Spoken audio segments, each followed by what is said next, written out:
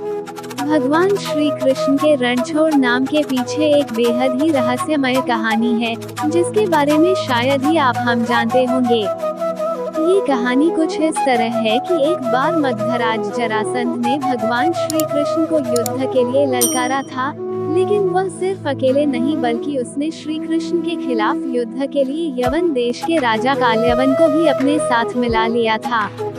वैसे भगवान श्री कृष्ण के चमत्कार और लीलाओं के बारे में कौन नहीं जानता है। वह भगवान विष्णु के अवतार थे, वह जो चाहे वो कर सकते थे और कई मौकों पर किया भी था।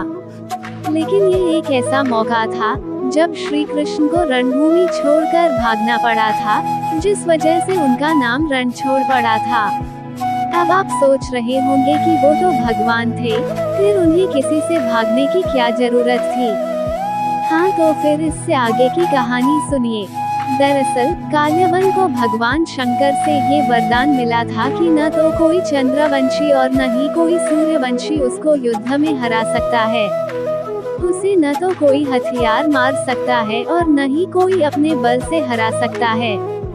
भगवान शंकर से मिले वरदान की वजह से काल्यवन खुद को अमर और अजेय समझने लगा था। उसे लगने लगा था कि कोई भी उसे युद्ध में हरा नहीं सकता है और न ही मार सकता है। जरासंध के कहने पर काल्यवन ने अपनी सेना के साथ मथुरा पर आक्रमण कर दिया।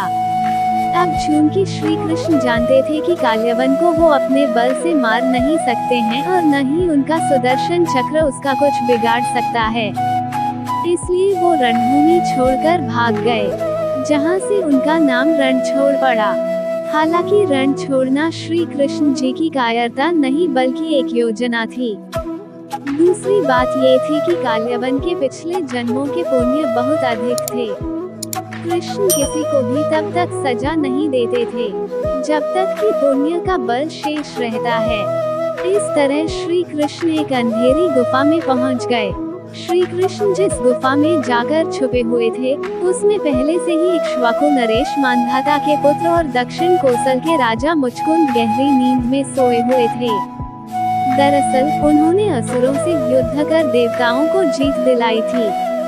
लगातार कई दिनों तक युद्ध करने की वजह से वह थक गए थे, इसलिए भगवान इंद्र ने उनसे सोने का आग्रह किया और उन्हें एक वरदान भी दिया, जिसके मुताबिक जो कोई भी उन्हें नींद से जगाएगा वह जलकर भस्म हो जाएगा।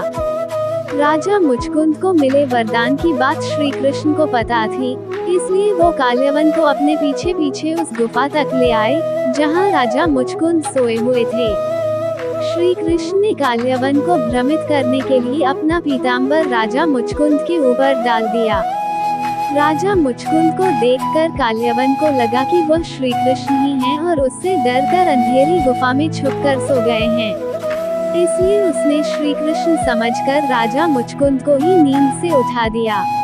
अब राजा मुचकुंद जैसे ही नींद से उठे, भगवान इंद्र के वरदान के फलस्वरूप काल्यवन वहीं जलकर भस्म हो गया। असल में ये भगवान श्री कृष्ण की ही एक लीला थी।